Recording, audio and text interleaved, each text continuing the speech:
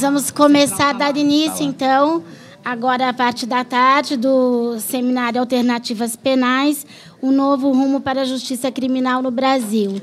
Nós iniciamos a tarde com o painel Penas e Medidas Alternativas. Para compor esse painel, nós convidamos Douglas de Melo Martins, juiz de direito do Tribunal de Justiça do Maranhão, foi juiz auxiliar do CNJ. Ele está chegando, daqui a pouco ele compõe aqui a mesa com a gente. Lucas Pereira, diretor do programa CEAPA, Central de Acompanhamento de Penas e Medidas Alternativas de Minas Gerais.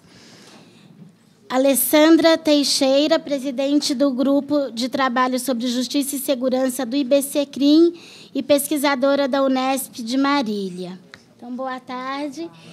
Nós vamos combinar 20 minutos para cada expositor e depois a gente espera conseguir também abrir para debates, né? Vou controlar aqui o tempo para a gente conseguir garantir esse espaço. Então, passo a palavra primeiro para o Lucas. Pode ser? Pode ser. Boa tarde. Queria centrar a minha fala numa experiência que a gente está construindo em Minas Gerais, ou os desafios de construir uma política de alternativas penais em Minas Gerais. Acho interessante dizer da onde que eu falo, ou da onde que a Central de Penas e Medidas Alternativas acontece em Minas Gerais. A gente está tendo poder executivo dentro de uma Secretaria de Segurança Pública. E dentro da Secretaria de Segurança Pública, a gente está dentro de uma coordenadoria especial de prevenção social à criminalidade. Então, para além do programa CEAPA Minas Gerais, que cuida da fiscalização, do monitoramento das penas alternativas e do acompanhamento público específico, a gente tem alguns outros programas, que é o Programa de Inclusão Social de Egresso Tempo Prisional, que também está relacionado, e esse equipamento ele funciona junto, no mesmo equipamento público que a CEAPA. E a gente tem o Programa de Enfrentamento ao Tráfico de Pessoas, que também é executado em parceria com o Ministério da Justiça. A gente tem dois programas também que são importantes em Minas Gerais, que é o programa Fica Vivo e o programa Mediação de Conflitos, que são programas que ficam em bases territoriais com maior concentração de homicídios, de situações de violência. São territórios muito pobres. Então, eles conseguem fazer um trabalho de prevenção ali muito interessante, com alguns resultados bem interessantes.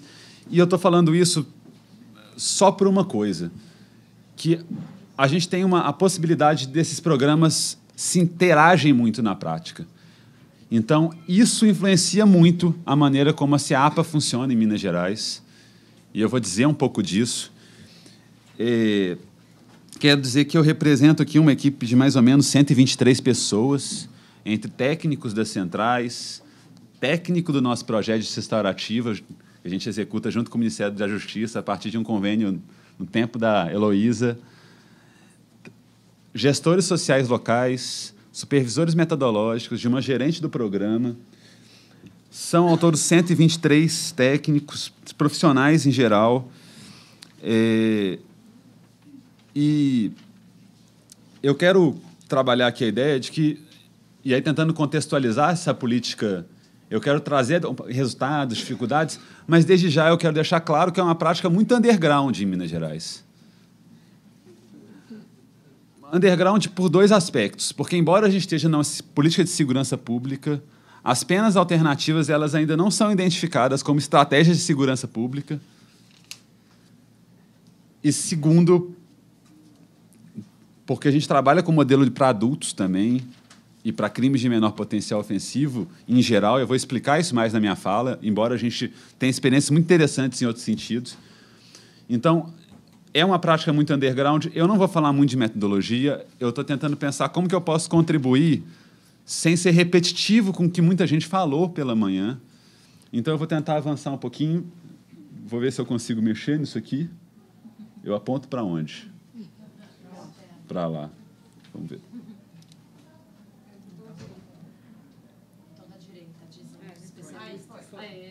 Então, esse aqui é o meu tema, eu já falei. E aí eu vou falar muito rapidamente, e eu não quero entrar muito nos méritos, mas a maior dificuldade em construir uma política de alternativas penais é dentro do que deveria ser a maior vocação da política de alternativas penais, que é buscar um fornecimento de alternativas aos danos individuais, familiares e sociais do cárcere. A gente consegue fazer isso. A gente, em 12 anos, materializou, de alguma forma, nos municípios onde a gente está, a prestação de serviço à comunidade. A gente tem mais de 2.700 instituições parceiras, a gente tem experiências muito interessantes. A gente tem uma rede que é muito protagonista em Minas Gerais, o que é muito interessante. Contudo, e isso vai ser uma parte que eu vou centralizar na minha fala, a gente desaprisiona pouco em Minas Gerais. E, em vez de ficar falando teoricamente sobre as 3 outras dimensões de como que as alternativas penais elas podem ser, de fato, uma proposta de prevenção ou de segurança pública, eu vou citar alguns casos e alguns exemplos, alguns projetos que me parece que vão ilustrar muito melhor do que eu tentar vir com um contexto muito teórico aqui de tudo que eu ia falar. E a primeira coisa que eu quero dizer de experiências que eu gostei muito de vivenciar, de acompanhar, em alguns municípios. E a primeira experiência que eu quero dizer ela se centra na prestação de serviços à comunidade. Eu vou falar muitos projetos temáticos, os projetos de execução de alternativas penais em Minas Gerais. Eles são importantes e eles, acho que a gente é até uma referência, ou visto como uma referência nesse tipo de modelo, só que eu quero tratar eles cresceram muito a partir da aplicação de transações penais. Então, eles cresceram muito para delitos que, em geral, não acarretam no final do processo numa condenação em crime. E a gente tem começado a utilizar essas estratégias em outros lugares, e isso eu acho mais interessante do que eu falar dos projetos temáticos nesse momento. Então, eu vou começar falando de prestação de serviço à comunidade e algumas experiências que me parecem dizer da importância de você não só materializar a prestação de serviço à comunidade, mas e não só de fiscalizar, que é a maior cobrança que a gente recebe do Poder Judiciário em geral, do sistema de justiça, enfim, mas de como que um acompanhamento complementar de técnicos sociais pode oferecer uma qualificação substantiva na execução dessas penas. E eu vou citar o primeiro caso, que é um grupo de acompanhamento. Essa é uma estratégia que a gente desenvolveu em Minas Gerais, porque o que acontece? A gente atende as pessoas, a gente constrói com elas o encaminhamento para o cumprimento, e geralmente elas vêm para a SEAPA para apresentar o cumprimento, uma folha de ponto, todo mês. E a gente via pouco resultado no atendimento individual dessas pessoas. E a gente pensava o que a gente pode fazer, porque eu preciso que essas pessoas produzam sentido sobre o fazer na prestação de serviço à comunidade. Isso ocorria muito pouco na SEAPA. A gente acabava tendo uma relação também cartorial com o público. E os grupos de acompanhamento foram estratégias que foram pensadas. Eram, muitas vezes, nos casos das várias execuções criminais, penas muito longas, 2 anos. Muitas vezes a pessoa estava insatisfeita com o cumprimento no lugar, mas ela não sabia que tinha uma diferença entre o equipamento e a central, e ela precisava ter algum lugar para dizer disso, e os grupos de acompanhamento inicialmente nasceram aí. Só que os grupos de acompanhamento eles serviram para milhões de coisas, e para algo que parece que é muito caro para a política de alternativas penais. São espaços muito interessantes para que o público produza sentido sobre o processo de cumprimento, sobre a vulnerabilidade criminal, sobre fatores que incidem, contextos de risco que ainda se mantêm nessas pessoas, sobre crimes que eles continuam cometendo, sobre comportamentos de risco que eles têm. E eu vou tentar só um grupo de acompanhamento que a gente viu em Contagem. Eram 2 estagiárias que estavam acompanhando, e elas estavam muito interessadas sobre como que era a prestação de serviço à comunidade nas escolas. E, geralmente, nas escolas, os encaminhamentos sempre tinham interesse em que, de alguma forma, a escola pudesse, além de fornecer o espaço para o cumprimento, produzir um incremento na educação do público, que geralmente é um público de baixa escolaridade. Não quero reduzir a escolaridade à baixa escolaridade, mas vai ser mais fácil agora, nesse momento, dizer dessa forma. Só que isso muitas vezes não acontecia porque as atividades elas eram sempre serviços gerais, serviço de limpeza, etc. E quando a gente começou a chamar as pessoas para os grupos, e a gente teve esse grupo essas pessoas começaram a dizer, olha, a gente faz isso, mas a gente faz outras coisas que são muito legais. E aí eles começaram um grupo. Eram duas estagiárias, era Eloane e Adélia. Eloane e Adélia começaram um grupo discutindo o que eram eles nas escolas. E eles contam no grupo de acompanhamento por que evadiram das escolas. Logo em seguida, eles dizem de como vivenciavam a violência na escola quando eram jovens. E como eles veem hoje a violência nas escolas. E aí, eles contaram, era uma série de grupos, não era só um grupo em si, mas eles passaram a contar de como que eles vivenciando a violência nas escolas todos os dias, quando prestavam serviço, eles perceberam como que eles podiam ajudar. E como eles apartavam brigas entre alunos, levavam uma questão para os professores. Então, o que é mais legal do que o conteúdo punitivo da prestação de serviço à comunidade? O que despertou o fato dessas pessoas cumprirem em escolas? Vou pular o grupo de acompanhamento para a gente não ficar nisso. A gente teve um grupo de drogas em Neves uma vez e foi um grupo muito legal. Ribeirão das Neves é um município onde tem muitas prisões em Minas Gerais. Na verdade, você tem uma concentração de prisões em Minas Gerais. Está marcado na história do município, é um município muito vulnerável. E a gente começou um projeto sobre drogas lá. E aí, quando acabou o grupo, tinha um conjunto de pessoas que ainda faltavam muito tempo para cumprir. E os técnicos sociais chegaram para eles e falaram assim, olha, vocês têm que cumprir mais 1, 2, 3 encontros, e a gente não sabe como fazer, porque a gente vai ter que informar para o juiz. O que a gente faz?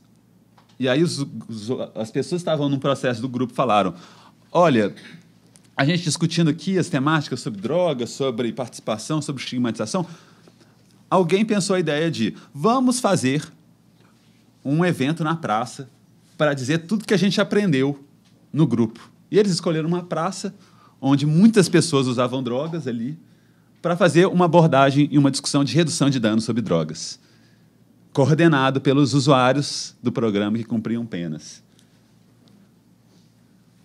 Participaram egressos do tema prisional, participaram jovens, oficinas, uma oficina do Fica Vivo foi lá falar de drogas, de teatro. Vou pular essa cena é muito legal, uma cena que eu gosto muito, mas eu vou pular porque o mais importante é talvez a conclusão que eu quero chegar a partir dela. E eu vou falar só mais uma experiência que me parece, duas experiências sobre a PSC que me parecem muito interessantes. A primeira é uma que eu tenho muito carinho, porque é uma história que eu vivenciei quando eu era técnico, quando eu ia acompanhar as instituições, e uma delas que eu fui acompanhar era a Escola Aberta. Na verdade, era uma instituição que tinha, era uma central das escolas abertas que tinha que promover escolas abertas em todo o município. E foi muito legal, porque o que eles tinham? Uma oficina do tambor. Essa oficina do tambor, eles faziam materiais recicláveis, e quem tocava eram jovens atendidos pela escola aberta. E os prestadores de serviço à comunidade, eles eram orientados pelos próprios jovens a como prestar o serviço à comunidade. E aí eu lembro que eu fui lá conversar com a professora Ana Reis. Professora, o que os usuários fazem aqui? Isso é muito interessante porque a gente não sabia que eles faziam isso. A gente viu o quanto que a rede pode ser protagonista nesse processo da execução penal. E a Ana Reis falou, olha, eles fazem limpeza, eles de vez em quando cuidam do lanche, mas eles revezam essas atividades todas com a gente, porque o grosso do trabalho deles é aprender com os meninos e construir materiais recicláveis para realização de oficinas do tambor, de percussão. E aí o que acontecia? Eles tinham uma relação com jovens, de aprendizado e troca de experiências, de conhecimentos. E era impressionante, porque a gente, como era uma atividade final de semana, a gente encaminhava pessoas de várias regiões de Contagem, e as pessoas não queriam sair de lá, mesmo que você desse um encaminhamento para mais perto da casa deles. E aí eles passaram a fazer muitas coisas que estavam muito para além do cumprimento da pena, que era levar o jovem no carro dele para tocar em outro município, que era tocar. Eram pessoas que comumente voltavam para falar que, mesmo no final da pena, continuavam indo. E vou cortar essa cena, que eu gosto muito. E uma experiência recente que a gente teve em Betim, que a gente tinha um problema que a sociedade apontava como um lixo, muito lixo numa região do PTB. É um bairro, uma região pobre de lá. E aí eles juntaram todos os prestadores de serviço que cumpriam no PTB e falaram assim, a gente tem que fazer alguma coisa junto, gente, para combater o lixo. E um dos cumpridores falou assim, ele era desenhista, gráfico, ele tinha algumas coisas, e ele falou, eu vou fazer um objeto de arte. Então, parte do meu cumprimento eu quero que seja construir um rato gigante e eu vou colocar no lugar onde as pessoas depositam lixo para lidar com constrangimento. E ele foi lá e colocaram o rato. E esse rato foi falado várias vezes na comunidade. O rato, e as pessoas se sentiam constrangidas e depois a gente recebeu retornos disso. Eu citei 4 exemplos sobre a prestação de serviço à comunidade e eles dizem de uma intersetorialidade muito natural para as alternativas penais. Eu estou dizendo do juiz que aplicou a pena, eu estou dizendo da central que atendeu e pensou com as pessoas envolvidas como encaminhar esse caso ou o que fazer. Eu tenho a instituição que também pensou e construiu e eu tenho uma pessoa fundamental na cena, o cumpridor. Todas essas saídas elas começaram por iniciativas dos cumpridores. Ou, a partir de uma iniciativa dos técnicos ou da instituição, eles tomaram para si e produziram um sentido para isso. Isso nos pareceu o mais importante da sacada toda, porque o processo penal, naturalmente, ele faz com que a pena perca completamente o sentido. Se você for fazer a trajetória do processo criminal, primeiro que ele demora muito. Nossos cumpridores eles chegam na central de 2 a 7 anos depois do fato. Muitas vezes eles foram presos, provisórios, a vítima se perdeu, eles criaram laços de inimizade. E aí o cumprimento é quase, estou trabalhando para o estado de graça. E que, mais do que ter prestação de serviço à comunidade, mais do que ter uma forma de cumprimento, você precisa especialmente trabalhar a produção do sentido dessas atividades no cumprimento. Se a gente chegar em algum momento que a gente resolva essa questão do tempo processual e da maneira como o sistema de justiça faz o processo, isso sem dizer nas abordagens violentas da polícia, que são sempre temas de trabalho nos grupos e nos atendimentos, se a gente não produzir sentido, a gente só executa a pena. E executar a pena alternativa por si só é muito pouco. Então, eu não vou falar desses 3 pontos, além do fornecimento, porque eles estão ditos nos exemplos. As alternativas penais, elas possibilitam a ampliação de um laço de alternativas para as pessoas, elas começam a conviver em outros espaços da comunidade onde elas não conheciam. Elas possibilitam que as pessoas, ao participarem, ao produzirem sentido, criem novos repertórios de saída de contextos de risco. E o que é mais caro, isso nunca vai ser possível avaliar em nenhuma pesquisa, em nenhum resultado quantitativo ou qualitativo. Tem alguma coisa nas alternativas penais que promovem laços de solidariedade na comunidade.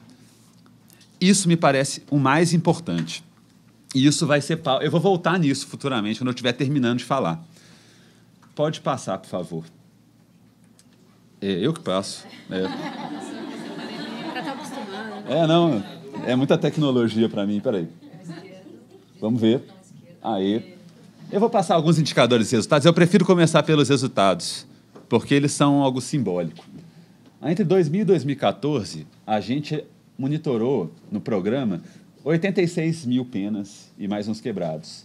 A gente tem mais de 2.700 instituições parceiras em 13 municípios. A gente tem 12 parcerias com instituições para execução de projetos temáticos ou projetos de execuções de alternativas penais. A gente tem 5 instituições de drogas, das 6. No meio ambiente, a gente tem 2 instituições nos municípios. E a gente, em trânsito, a gente em violência doméstica também tem 3. E em trânsito, a gente também tem 3. São iniciativas com as universidades, com os equipamentos públicos, por meio de contratos, com ONGs, OCIPs, movimentos sociais. Esse lugar e esse terceiro ponto ele é importante, porque isso tem nos ajudado a influenciar decisões de juízes. Hoje, a gente consegue executar projetos temáticos para muito além da capital, porque a gente está conseguindo fazer com que várias instituições comecem, além da gente, técnico, que gosta e que parece que ideologicamente está vendido na situação, eles conseguem vender. Eu vou falar disso mais tarde também. Vamos ver se eu consigo agora. Não consegui? Acho que é do lado. Vamos ver. Então, bom, o índice de cumprimento é alto. A gente fez uma perspectiva em anos. Ele é sempre foi superior a 80% das nossas pesquisas. Em 2013, ele foi 82,3%. É bom dizer que todos os outros casos a gente informa o descumprimento e é muito pequena a taxa de prescrição dessas penas atualmente. A gente fez uma pesquisa de satisfação. O Instituto Elo fez uma pesquisa de satisfação que 40% dos usuários do programa se declaram muito satisfeitos, 49% se declaram satisfeitos, 3% satisfeitos e 4% muito insatisfeitos. E 3% não se responderam. Eu só quero dizer da metodologia dessa pesquisa, porque ela é importante. Foram questionários não identificados e auto-aplicáveis, para evitar que ele, num lugar de cumprimento, ele vá dizer bem, só para sair bem na fita. A gente fez uma pesquisa de recorrência no sistema de justiça criminal há uns 3 anos, em 2011, foi feita pela instituição CP2, e perceberam que 81% das pessoas atendidas não recorreram no sistema de justiça. E não recorreram quer dizer que eles não foram julgados como suspeitos em um novo delito. Eles não chegaram a ser investigados. Eu não estou falando de reincidência. Eu estou falando de não serem julgados novamente. E, para concluir, o custo de cada usuário atendido no programa é aproximadamente R$ 39,00 por mês. Eu estou dizendo os resultados porque parece que é um sucesso. Aparentemente é um sucesso. Eu digo desses resultados em todos os lugares que eu vou, e às vezes os juízes estranham esses resultados, porque eles não conseguem reconhecer na prática, porque muitas vezes o sistema de justiça está centrado nos casos que dão problema. Só que a gente está muito longe do que a gente quer. E eu vou dizer isso agora, e eu vou centrar minha fala nisso agora. Isso aqui é Minas Gerais, e em verde é onde a gente está. Das 296 comarcas, a gente tem 13 municípios. O que me parece dizer que a alternativa penal é retribuição por meio de execução de penas e medidas alternativas. Isso tem muita diferença. Eu não estou dizendo que o Poder Judiciário não pode aplicar a pena e medida alternativa individualmente. Pode, muitas vezes faz isso muito bem. Só que sem estrutura adequada, a alternativa penal ou é pena pecuniária, ou é uma prestação de serviço à comunidade em várias instituições. A gente começou a implantar, a partir de um convênio federal, começou com a Heloísa também, em Araguari e Vespasiano, recentemente. E é absurdo a resistência da rede para receber esse público, porque eles recebiam quase compulsoriamente, e eles não queriam receber, porque você não tinha nenhum tipo de triagem. E é muito difícil, a gente tem recebido poucas penas ainda, porque os juízes aplicam pena pecuniária, eles se habituaram a aplicar pena pecuniária. E isso, enquanto política criminal, de fato tem pouco resultado. Quando dói no bolso, resolve isso. A gente não tem nenhum tipo de leitura sobre isso no acompanhamento que a gente faz em Minas Gerais. A pena pecuniária ela é muito limitada na produção do sentido, e que eu acho que isso é importante, cara, nas alternativas penais. E aí, o que vai reforçar o que muita gente disse. Isso aqui são categorias de delitos. Eles não querem... não tem todos os tipos penais aí, não. Porque se tivesse todos os tipos penais, tinha que ser um quadro muito grande. Porque só uma vez eu fiz o exercício de contar todos os tipos penais que chegavam num ano na SEAP. Deu mais ou menos mais de 250. O que eu quis marcar aqui nas categorias é onde, de fato, a gente interfere no aprisionamento. Eu comparei os dados do DEPEN de 2012, de dezembro de 2012, e os dados da SEAPA de 2012, de Minas Gerais. Ótimo. A gente vai ter uma pequena interface no tráfico de drogas, nos crimes contra o patrimônio, no Estatuto do Desarmamento e na Lei Maria da Penha. Isso representa 15,9% do nosso público.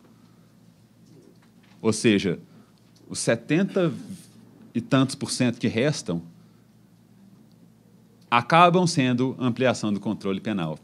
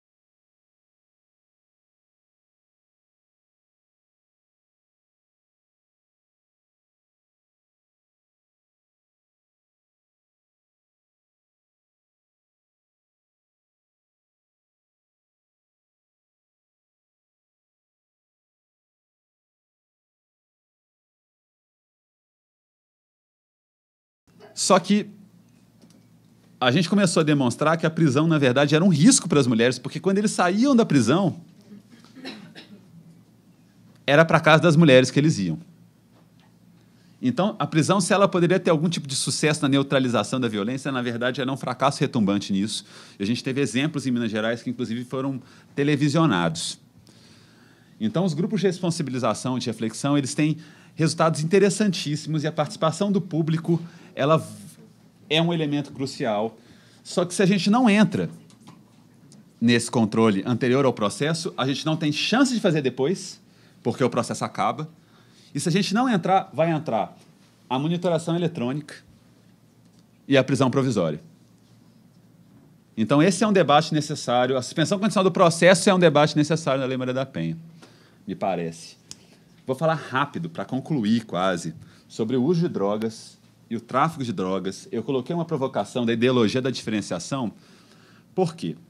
A gente fez uma negociação, e essa micronegociação ela é muito interessante, ela é marcante para o nosso trabalho, com o Dr. Guilherme, juiz da Vara de Execuções Criminais de Belo Horizonte. A possibilidade dos casos que são condenados por tráfico, que têm contexto de uso e abuso de drogas, participarem do projeto sobre drogas com uma etapa de preparação para o cumprimento da pena. O tráfico e o uso de drogas, no geral, quem acompanha a pena alternativa sabe que a rede é extremamente resistente ao recebimento desse público. Das alternativas penais é o público mais estigmatizado. E, muitas vezes, é difícil trabalhar com esse público em encaminhamento. Qual que é o grande risco quando você trabalha nesse sentido? Que, como você não consegue executar porque a rede é resistente, você retroage e prende todo mundo. Então, o grupo sobre drogas, que a princípio travava a redução de danos no uso, a gente começou a discutir a questão risco criminal relacionado a essas pessoas, nessas comunidades, nesses espaços. E o público no grupo começou a dizer o que gera risco, as dúvidas sobre quando que cai como traficante, como que cai como usuário. E a gente via que a classificação final do sistema de justiça, que chegava no final da condenação, tráfico e uso, era uma classificação ilusória, porque muitos usuários se diziam traficantes, muitos traficantes se diziam usuários. E isso virou uma estratégia de manejo de trabalho nos grupos incrível, porque o grupo começou a discutir estratégias de atuação frente ao sistema de justiça que seleciona, e essas pessoas são constantemente selecionadas por esse tipo de prática ou por outros tipos de delito penal. Essa intervenção nos parece interessante e a gente começou a encaminhar as pessoas para o cumprimento depois do projeto, as pessoas do tráfico de drogas. Isso tem dado um resultado muito interessante. E, rapidamente, eu queria discutir a justiça restaurativa como uma possibilidade de reconstrução do juizado especial criminal para que as transações penais sejam minimizadas e você consiga responder de outra forma. E fico me perguntando a justiça restaurativa nos crimes patrimoniais. Me parece que tentar transacionar com o autor de um furto a possibilidade de justiça restaurativa pode minimizar a contagem da pena pela devolução do recurso para a vítima. Isso, além de ter uma perspectiva de trabalho com a vítima interessante, isso pode ajudar a manter essa pessoa presa depois do flagrante e depois da condenação. Vou concluir minha fala muito rapidamente. O que eu estou querendo demarcar é a importância das centrais de alternativas penais, é a possibilidade das penas alternativas e das alternativas penais de fato serem pensadas em instrumentos de descriminalização. E se é R$ 39,00 o cumprimento de uma pena alternativa, fico me imaginando se a gente consegue direcionar para aquela interface que eu mostrei o quanto de economia não seria para o Estado a execução desse tipo de política. Além do fato de dar certo, mas dar certo por si só não responde, porque a gente está dando certo há 12 anos e isso ainda não se transformou dentro do que a gente queria. Queria agradecer, acho que os casos e os pequenos projetos podem fazer micro-revoluções. A minha última reflexão, que não está ali, era sobre a necessidade de uma nova interface com o sistema de justiça. A interface cartorial que o juiz encaminha, a equipe encaminha e a executa na rede, ela é uma interface pobre. A gente precisa de uma interface que a execução interfira na aplicação da medida. Isso ainda acontece pouco, e por isso que a gente avança muito pouco. É isso, muito obrigado.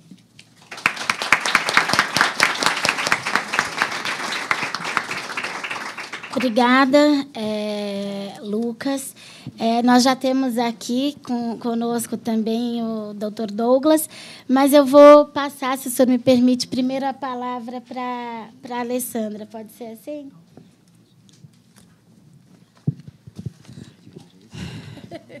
Bom, boa tarde. Eu queria agradecer o convite da Rede de Justiça Criminal. A minha satisfação de poder participar desse debate hoje. Bom, a minha fala, eu acho... Eu tinha até antes pedido para ser a última, mas não tem problema. Porque é interessante, porque eu tenho uma pessoa do Executivo e um representante do Judiciário, e eu acho que a minha fala vai um pouco nesse sentido, né?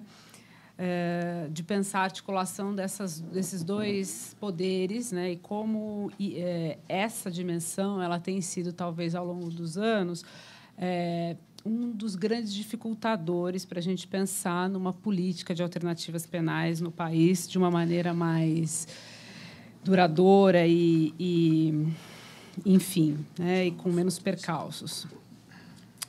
Então, uma grande pergunta que eu, então, me faço qual né, se nós temos, ao longo dos últimos anos, sobretudo pensando da redemocratização para cá, se foi construída uma política de alternativas penais no país, né?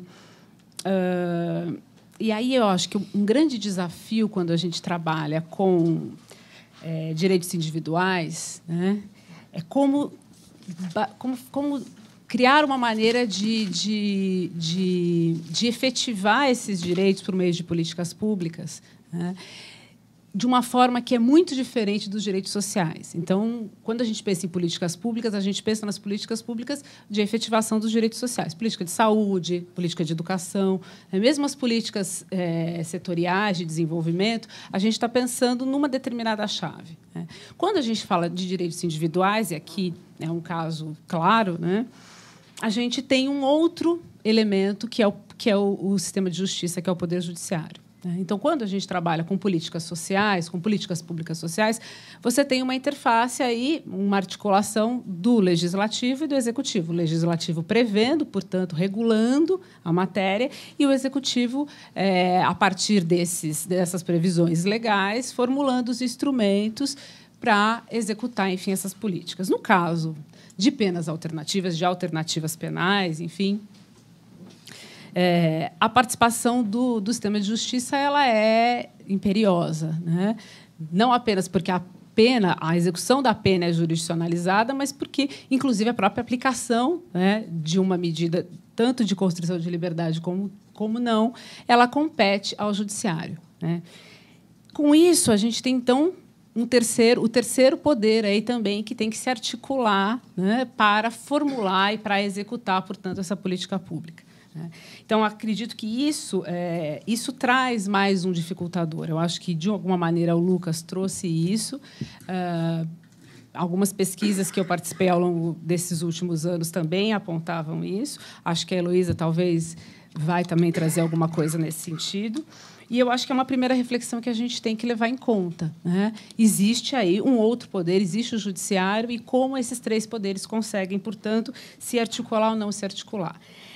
E aí não vai nenhuma crítica específica ao Poder Judiciário ou ao Executivo. Eu acho que, de um modo geral, o Poder Legislativo é aquele que tem feito menos a sua tarefa mesmo. Porque, com exceção dessa recente lei aí das medidas cautelares, o que se tem por parte de uma construção de um aparato legal é sempre uma restrição para a aplicação de penas e medidas alternativas. Eu digo uma restrição por quê? Porque sempre se restringe os perfis.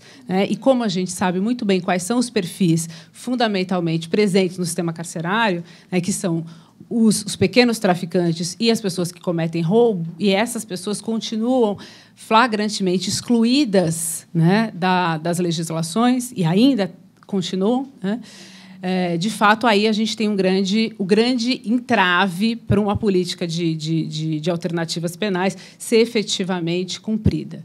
E esse primeiro entrave é legislativo. Até hoje, o legislador não assumiu, enfim, como tarefa esse esvaziamento das prisões, e as restrições legais se mantêm. Então, a gente, de fato, vai sempre ter um público muito menor do que aquele que efetivamente precisaria ser alcançado pela pena alternativa ou pela medida alternativa.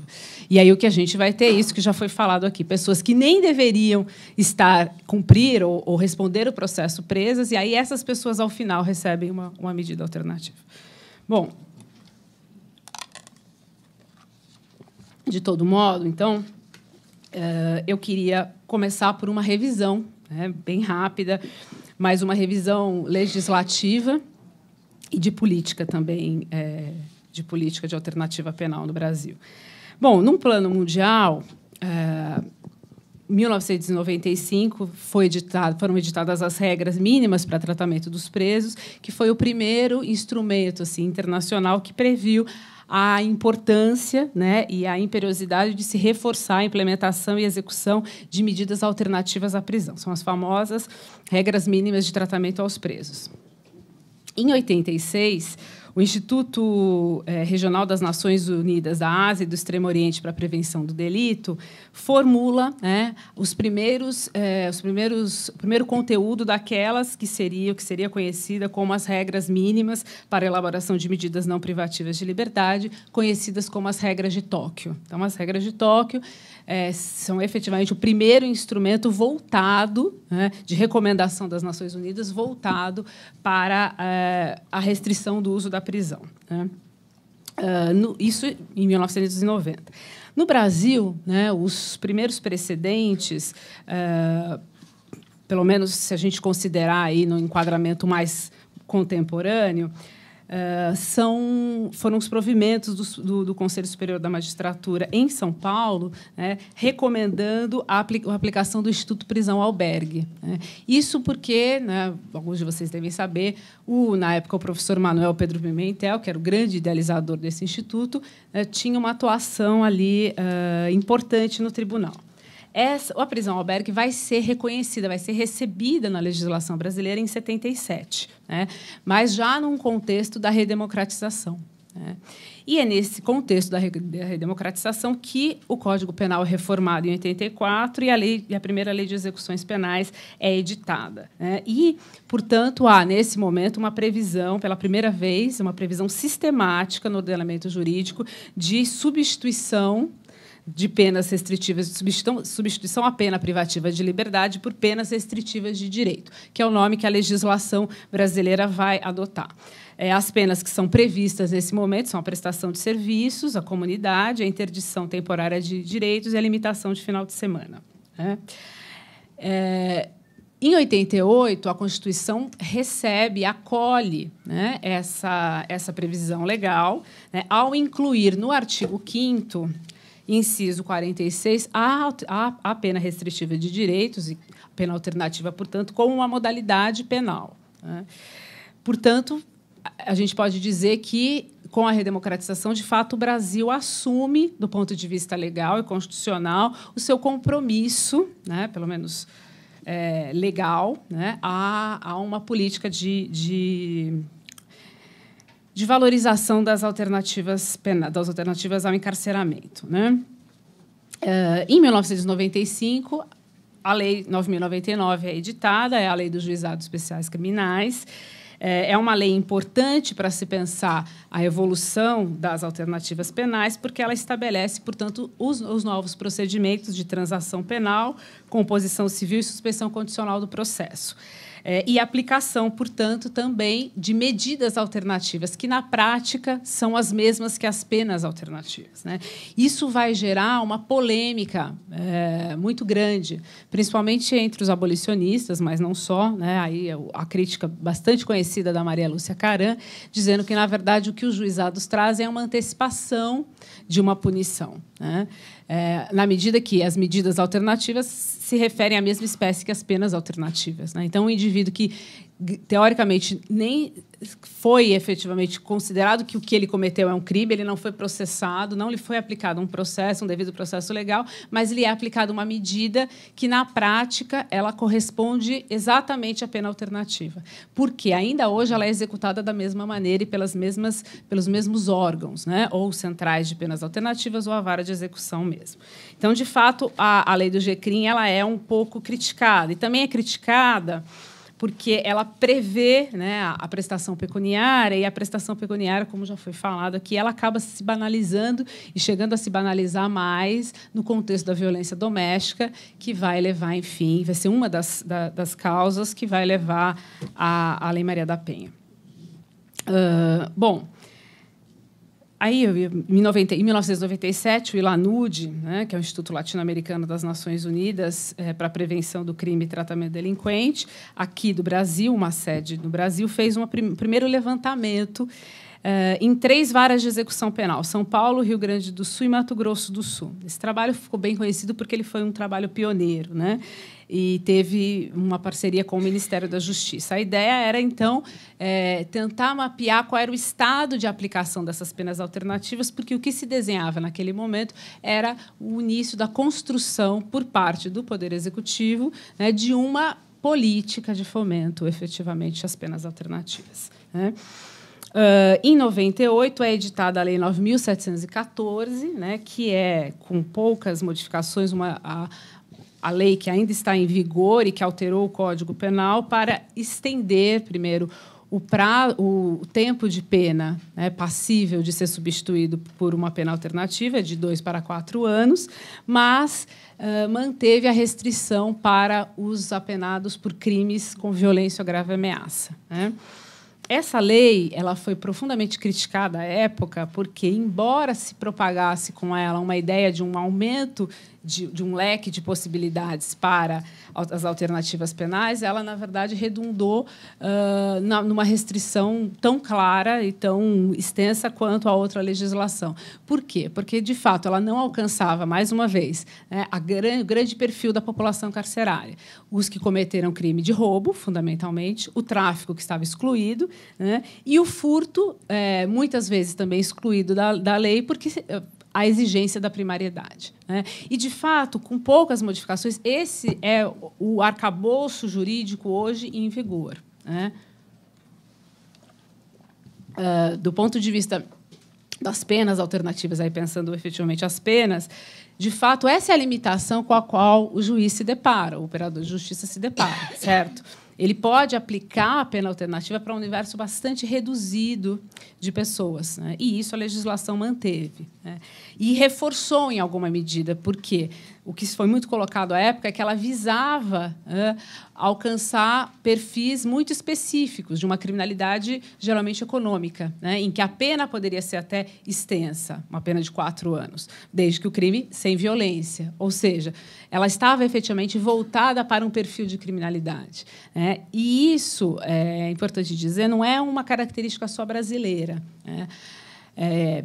Em diversas legislações do mundo, dos anos 90 para cá, o Instituto de Alternativas Penais ele foi sendo desenhado e redesenhado para alcançar um determinado tipo de criminalidade, né, que é um tipo de criminalidade que não é pego pelo sistema, efetivamente, e, se é pego, ele não é apenado com prisão, né?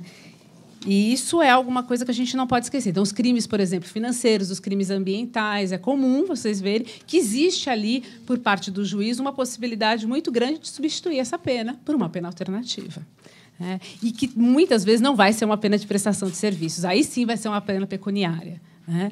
E que, de fato, que impacto essa pena vai produzir nesse perfil de criminalidade. Bom... em 2001, né, há uma nova legislação que vai estender a previsão de medidas alternativas no âmbito federal, que são os juizados especiais criminais federais, que ampliam o conceito de crime de menor potencial ofensivo de pena de 1 ano para 2 anos, mas também trazendo pouco impacto mesmo no sistema. Bom, aí eu vou falar... em relação a um projeto de pesquisa que eu atuei, e a Fernanda, que está aqui comigo também há quase 10 anos, que eu acho que foi uma pesquisa, uma das maiores pesquisas efetivamente feitas no plano nacional sobre penas alternativas, que foi uma pesquisa realizada em 2004 e 2005 pelo ILANUD, né? Na verdade, uma pesquisa feita pelo ILANUD em parceria com o próprio Ministério da Justiça, na época com a Senapa, né, que era a Central Nacional de Apoio e Acompanhamento às Penas e Medidas Alternativas, né? Então, muito rapidamente, em 2000, na verdade, é um marco do ponto de vista do desenho de uma política pública de fomento às penas e medidas alternativas no âmbito federal, né, justamente pela criação da Senapa, né, que ela é criada no contexto... 10 minutos, ainda tem um tempinho. Ela é criada, ela é fruto do Programa Nacional de Apoio e Acompanhamento de Penas e Medidas Alternativas. Na época tinha esse nome, hoje tem outro nome, né? Hoje o Alternativas Penais é o que dá a característica, mas naquela época era esse nome, cujo objetivo, portanto, era uma política de fomento à aplicação e fiscalização de penas alternativas, através da capacitação de operadores de direitos nos estados, produção de dados, né, e, efetivamente, aí pensando mais como isso se operacionalizava, basicamente pela contratação de equipes técnicas que funcionariam nas centrais de acompanhamento de penas e medidas. E essas centrais, via de regra, instaladas no Executivo, né, e não no Judiciário, né? então, a pesquisa a partir disso, né, o nosso objetivo a partir disso foi, em 2004, avaliar, após 4 anos, 5 anos de instalação da Senapa, qual havia sido o impacto nas capitais. Então, nós escolhemos 9 capitais e, a partir daí, mapeamos essa situação, quer dizer, se nessas capitais, efetivamente, havia ali um incremento a essa política, se efetivamente haviam sido instaladas esses equipamentos, né, e se essas penas estavam, enfim, sendo cumpridas e como, né? Bom, eu acho que aí entra numa questão que eu comecei, foi a questão com a qual eu comecei a minha fala, né? O que nós observamos, né, e isso eu acho que é uma realidade que é mutável, posso acreditar que quase 10 anos para cá muita coisa mudou. Mas o que nós observamos naquele momento é que, nos locais em que a execução das medidas, o acompanhamento e a fiscalização das medidas alternativas, das penas e medidas alternativas, estavam instaladas em varas de execução, e especialmente em varas especializadas, nesses locais em que tanto o serviço social quanto a psicologia eles estavam vinculados à vara, né, à vara de execuções ou à vara especializada, o trabalho fluía de uma maneira melhor, né? Quer dizer, não haviam problemas de comunicação no momento em relação a descumprimento, porque, veja, quando a gente fala que tem uma execução jurisdicionalizada, o que isso significa? Significa que a autonomia do executivo ela é bastante reduzida, né? A autonomia do executivo para efetivamente ser aquele que está à frente da execução da pena. Então, quando há um descumprimento, como é que isso é resolvido, né? Como é que isso é informado, não é informado? Há defensor público, não há, né? Então, nós observamos que, nos locais em que as varas estavam instaladas, e efetivamente instaladas com pessoal especializado, funcionando com uma rede, aí a rede são as entidades, com uma rede de entidades afinada, os descumprimentos tendiam a ser menores, e mesmo nos casos em que eles ocorriam, né, havia uma comunicação melhor, principalmente nas varas em que havia defensores públicos, e aí a gente também tem que fazer aqui uma ressalva, que a imensa maioria delas, naquela época, não mesmo nos locais em que havia defensoria pública, não haviam defensores públicos atuantes nessas varas, né? Acho que é uma realidade que está mudando, mas isso também era fundamental. Então, isso funcionava como um facilitador, né? O que não significa que nos locais em que havia centrais não funcionasse. Poderia funcionar, né? Mas de uma maneira mais dependente, menos... Era uma fluidez pior, né? Bom, para além disso... uma coisa que foi interessante é que, de fato, a prestação de serviço à comunidade era a pena mais aplicada, tanto pena quanto medida. E eu acho que isso é, sem dúvida, um grande ganho na época, né? Porque acredito que, se essa pesquisa tivesse sido feita 5, 6 anos antes, ou seja, antes da instalação da Senapa, dificilmente esse percentual seria tão alto. Então, de fato, havia, por parte do sistema de justiça, uma vontade de aplicar a prestação de serviços como a pena mais 5 minutos, como a pena mais que mais cumpria a ideia de uma alternativa penal, né? Mas, né, não obstante isso, o que nós observamos como mais problemático, né, e aí a gente chega na questão que eu acho central, é o problema do paradigma, né? A nossa grande questão havia um outro paradigma? As alternativas penais elas são aplicadas com um outro paradigma ou não? Ou é o mesmo paradigma da prisão, né? E quando nós observamos que havia, por parte, né, das entidades, uma resistência enorme de receber um ou outro apenado por roubo, por tráfico, né, e que muitas vezes se recusavam a receber essas pessoas, porque havia um ou outro juiz que aplicava, né, e, na época, foi anterior à atual lei de drogas, então havia uma brecha para se aplicar para o tráfico de drogas. Mas havia uma resistência imensa por parte não só das entidades, como das equipes, psicólogos e assistentes sociais, né? E nós observamos isso e, de fato, a questão não é responsabilizá-los, mas a questão é, mais uma vez, pensar. Se você mantém um certo paradigma, que é um paradigma, de fato, punitivista. Você pode ter alternativas à prisão ou não, mas elas vão ser executadas sempre da mesma maneira, né? E isso foi uma coisa que nos chamou a atenção, porque, sem dúvida, uma capacitação mais bem realizada com essas equipes talvez fosse um elemento que contribuísse, né, para a realidade ser um pouco outra, né?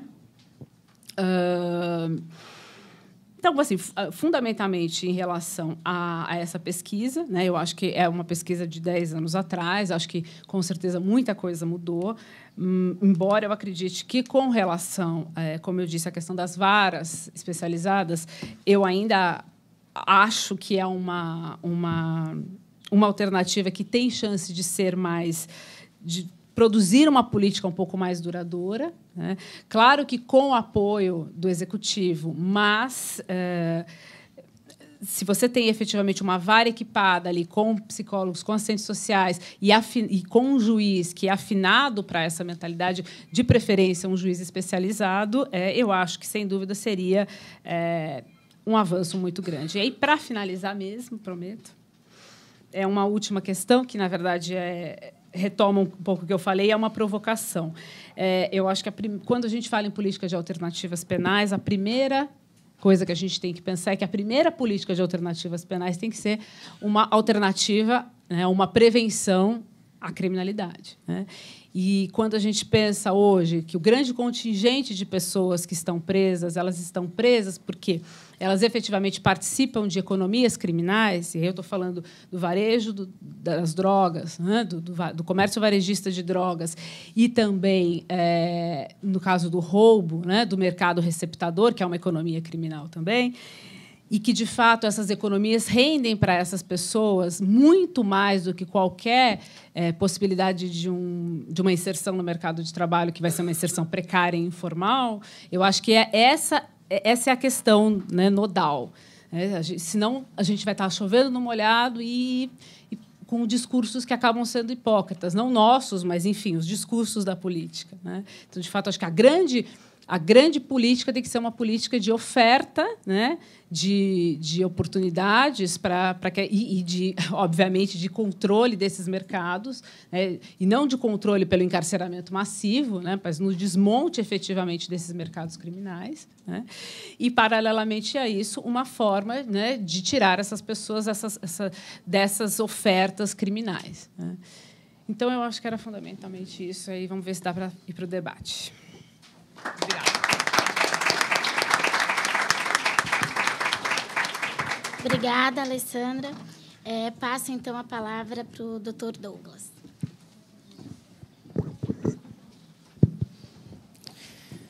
Bom, em primeiro lugar, desculpem aí pelo atraso. Eu fui sair para almoçar ali num outro local e acabou que minha anfitriã errou o caminho, aí nós nos atrapalhamos com o horário. Mas os colegas iniciaram aí, o prejuízo não foi tão grande assim, né? Em primeiro lugar, gente, eu não sei se vou aqui apresentar uma posição meio pessimista, posição de quem já vem aí há muitos anos discutindo esse assunto das alternativas penais, das penas alternativas. A gente acaba, em alguns momentos, pensando que a coisa parece que não evolui, né? Todas as alternativas que nós pensamos, maneiras de fomentar a aplicação de pena alternativa, cautelar alternativa à prisão, parece que tudo fracassou. Essa é a sensação que me passou, que me passa, e há muito tempo que eu venho com essa sensação. Nada funciona, tudo que a gente tenta aumenta a punição. Qualquer coisa que a gente cria, o sistema de justiça criminal encontra uma maneira de transformar aquilo em um mecanismo para alcançar mais pessoas que ele não estava conseguindo antes. Então, por mais bem intencionadas que sejam as normas, elas são transformadas em algo que, opa, vamos conseguir punir um pouco mais. Então, essa era a minha sensação, e eu confesso para vocês, eu estou há 18 anos na magistratura e há muito tempo venho participando de debates com os colegas. Depois de um tempo, eu acho que por conta dos alunos da faculdade lá que me convidavam para fazer... Acho que em homenagem ao tempo que eu fui vice-presidente da UNE, então a turma me convidava a fazer palestra lá. Depois os juízes começaram a achar que deviam me convidar também. E eu fui... Há mais de 10 anos que eu venho fazendo palestra para os colegas, não consigo convencer ninguém em relação a... Parece que é uma absoluta ineficiência nas palestras, então acho que não tem muita... Não sei se vai ter muita utilidade o que eu vou falar aqui para vocês, que os meus colegas eu não tenho conseguido convencer em relação a alternativas penais. Todas as vezes a gente descobre como punir mais pessoas. Para a direita, né? Aqui vai para frente. Essa parte toda aqui, eu acho que os colegas que me antecederam já falaram, né, do histórico e tudo. Então, para que daqui a pouco eu não já seja do quanto já se tentou de alternativa penal, desde quando. Eu fiz aqui esse breve histórico que vocês já tiveram. Inclusive, o Fernando também colocou, me mandou por e-mail a palestra dele, eu vi que tinha essas mesmas coisas e tal. Então, a Heloísa já vai falar também, vai acabar dizendo as mesmas coisas, né? Fabiana, que está na mesma... Fabiana, que falou antes, eu perdi, Fabiana. Provavelmente falou um pouco desse histórico aí também, né? A Lei 9.099, a colega estava acabando de falar disso, né? A prestação pecuniária, um monte de outras coisas. Nada... A lei de tóxicos, né, previu a aplicação de penas, não privativa de liberdade. Não conseguimos... Nada disso conseguiu diminuir o encarceramento no Brasil. As cautelares alternativas à prisão talvez tenha sido a minha maior decepção de todas essas outras. Não que as anteriores não tenham sido decepcionantes. Todas as outras nós conseguimos punir mais pessoas. Mas essa, como os meios de comunicação anunciaram que nós teríamos quase 200 mil bandidos seriam postos em liberdade, eu pensei, opa, agora vai. E aí, o que deu, né? O que deu é que nós ampliamos a punição. Nós alcançamos um grupo que a gente não alcançava antes. Aquelas pessoas que os juízes concediam a liberdade sem nenhuma restrição, agora nós passamos a conceder sem restrição. Não tenho a mesma avaliação tua. Eu sou pessimista em relação às cautelares alternativas à prisão. Nós aumentamos o alcance do sistema de justiça criminal para as pessoas que antes nós não estávamos conseguindo alcançar. E essa, confesso para vocês, foi de todas a maior decepção.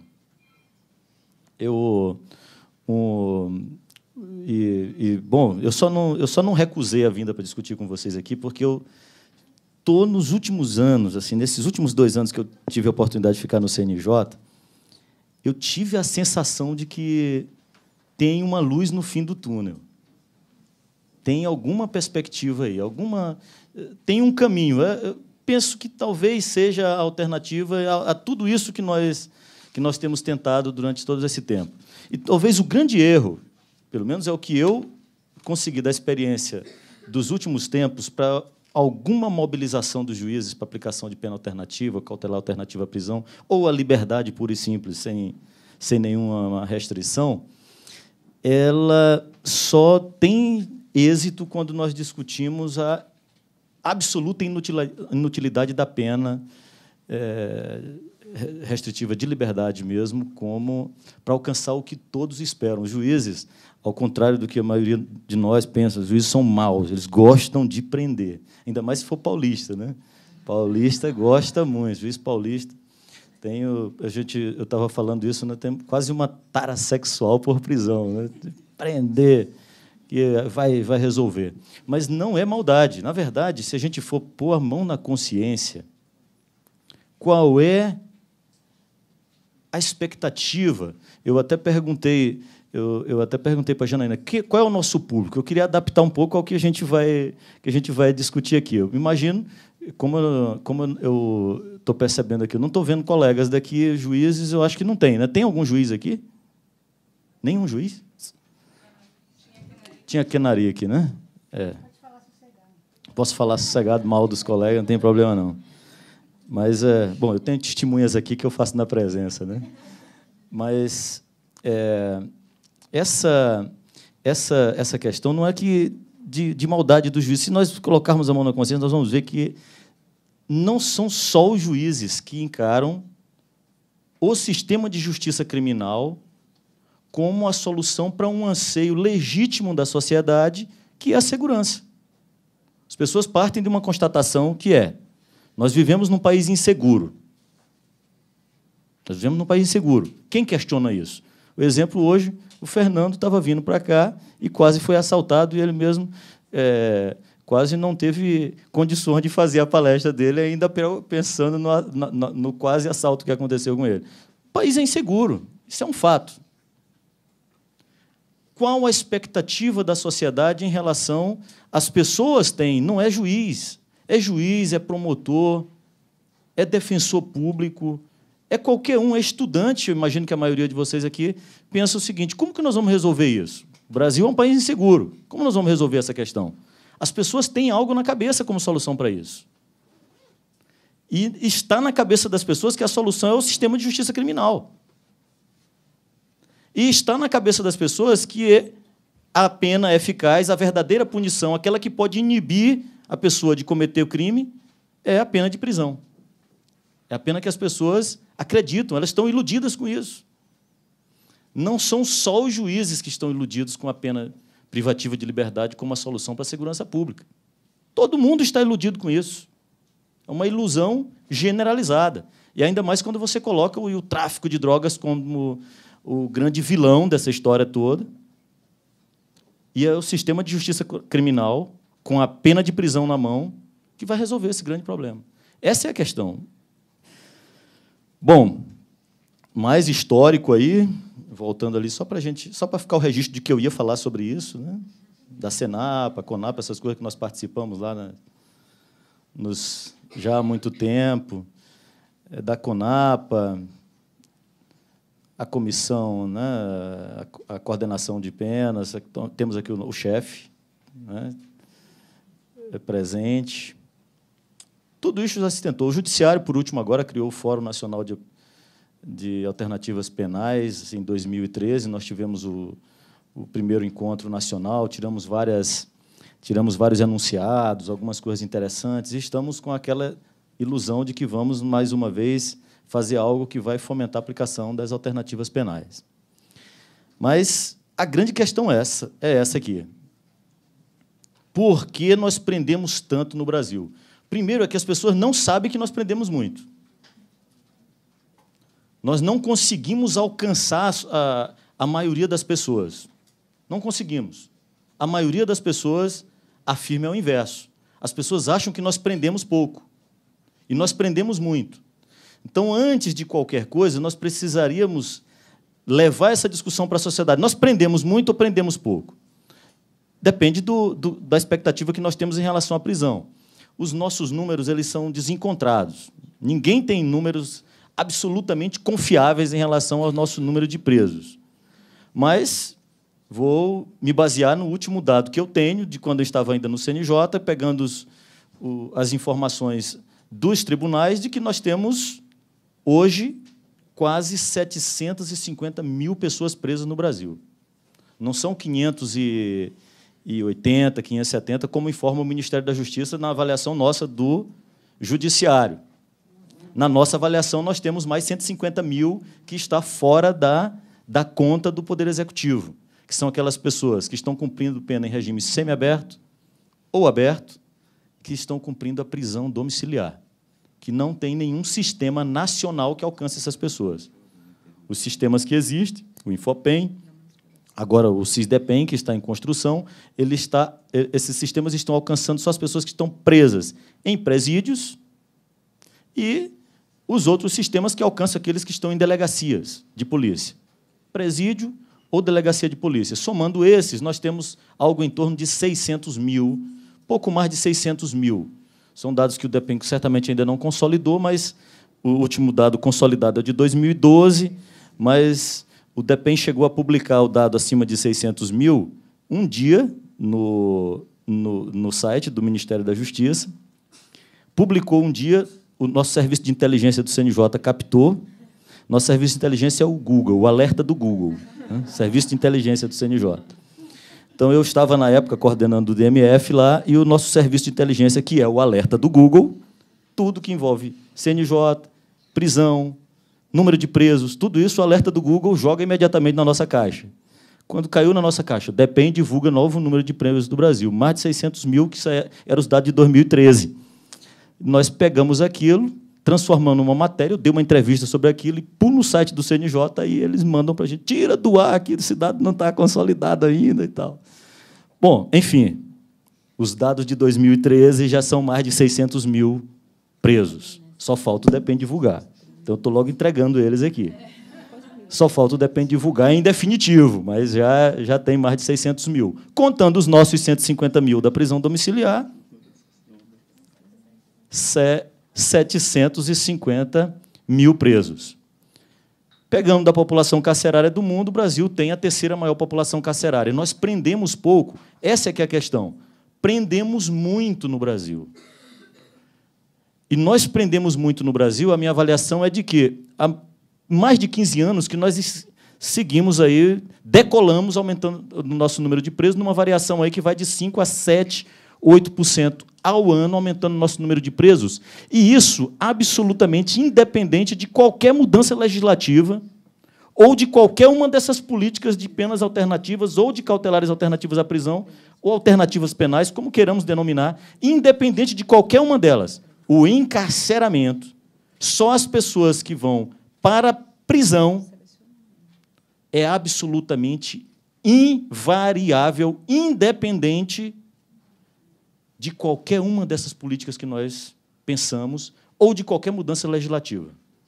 Nada muda. Você vem a lei das cautelares e olhe como evoluiu desde que ela entrou em vigor, o número de presos. Não alterou, altera para mais, sempre. Sempre. Por que isso ocorre? Por que invariavelmente, independente do que ocorra, nós sempre aumentamos o nosso número de presos? Volto para o mesmo ponto. As pessoas esperam resolver o problema da segurança pública com o sistema de justiça criminal. E, enquanto nós continuarmos discutindo outras questões envolvendo as penas e medidas alternativas, nós não alcançamos a sociedade. Essa é que é a grande questão. Não adianta. E isso parecia que eu estava falando para... eu ia dizer um jumento, né? Mas eu vou aqui falar mal dos nossos jumentos do Nordeste. Não, parece que você está falando para jumento quando você diz que, olha, o sistema prisional ele está superlotado. E nós precisamos aplicar pena alternativa, ou cautelar alternativa, ou simplesmente colocar as pessoas em liberdade. Convence algum juiz com esse discurso? Olha, o sistema prisional viola direitos humanos.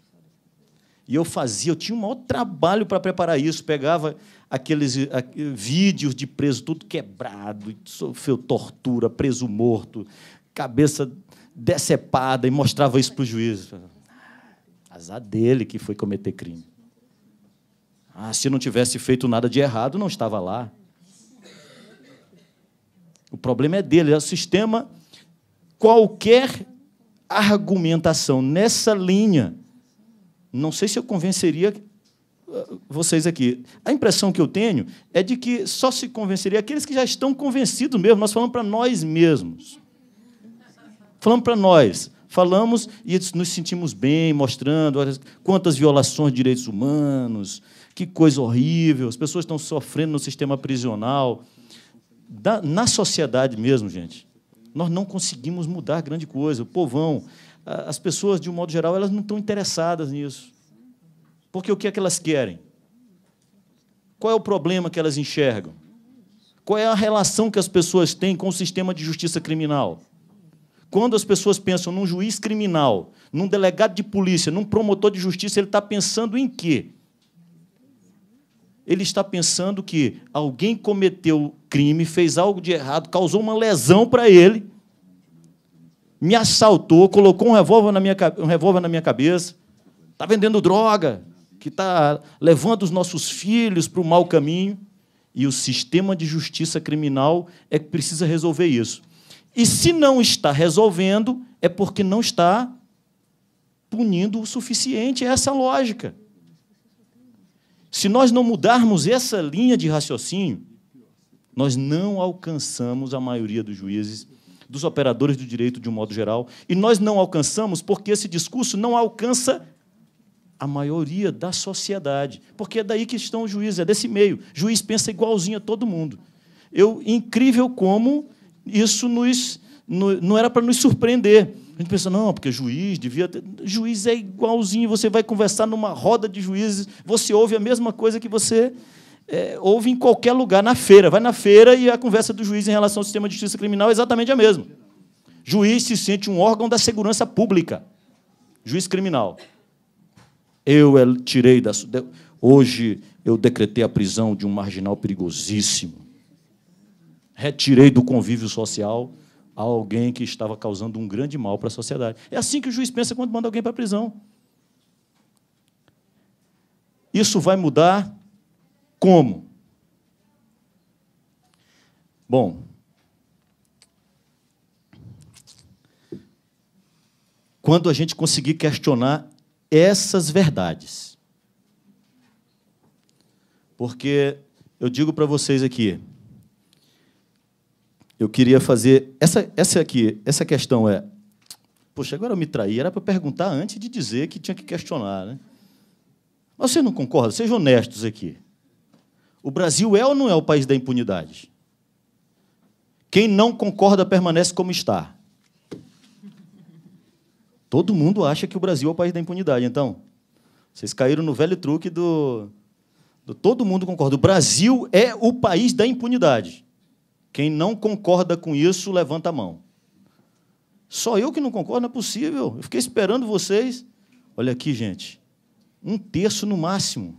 No meio de gente aqui, no meio num público que é impressionante.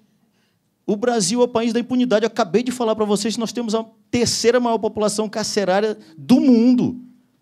Nós somos... Punição é o quê? É prisão, é pena alternativa, prisão. Nós prendemos horrores. E 2/3 de vocês concordam que o Brasil é o país da impunidade. Como que nós vamos diminuir prisão nesse país? Aplicar pena alternativa? Se perguntar isso aqui na feira, dá 99%. Se perguntar numa roda de juízes, dá 100%. O Brasil é o país da impunidade. Heloísa, nós não vamos para lugar nenhum enquanto todo mundo achar que o Brasil é o país da impunidade. Nada que nós digamos vai alterar nada. Não tem jeito. É o país da impunidade, nós precisamos punir mais. Se você concorda que é o país da impunidade, nós precisamos punir mais. Como é que nós vamos apresentar? E pena alternativa é sinônimo de quê? Na cabeça da maioria das pessoas. Impunidade. Pena alternativa é impunidade. Tanto que cautelar alternativa é impunidade. As pessoas põem isso na cabeça. Por isso que o juiz... Olha, quando você diz para o juiz... Olha, sabe por que o juiz está aplicando cautelar alternativa à prisão? Muitos estão aplicando, alcançando mais pessoas do que alcançava antes, porque eles sabem que a maioria dos juízes não vão fazer detração com cautelar alternativa à prisão. Se eles soubessem que teria detração, se a gente colocasse na lei que vai ter detração, olha, se tu colocar o cara em prisão, em recolhimento domiciliar noturno, que nada mais é do que prisão domiciliar, você vai descontar isso lá na pena dele mais adiante. O juiz não aplicaria. Isso aí é impunidade. Então, reserva prisão para ele lá na frente. Se colocasse como consequência da cautelar alternativa à prisão a detração lá na frente, porque nada mais lógico do que isso. Parece, não sei para vocês, para mim é absolutamente absurdo imaginar a pessoa cumprir um recolhimento domiciliar noturno ou qualquer uma dessas outras cautelares alternativas à prisão e depois não descontar nada na pena.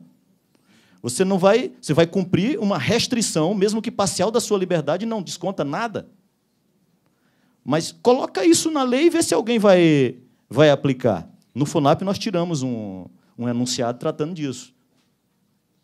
Eu até me surpreendi. Aprovou, né? Foi impressionante, no meio de juízes. Mas olha só, porque lá nós abrimos uma outra discussão. 5 minutos, além daqueles 15 que nós tínhamos combinado. A impunidade gera violência. Quem não concorda com isso, levanta a mão.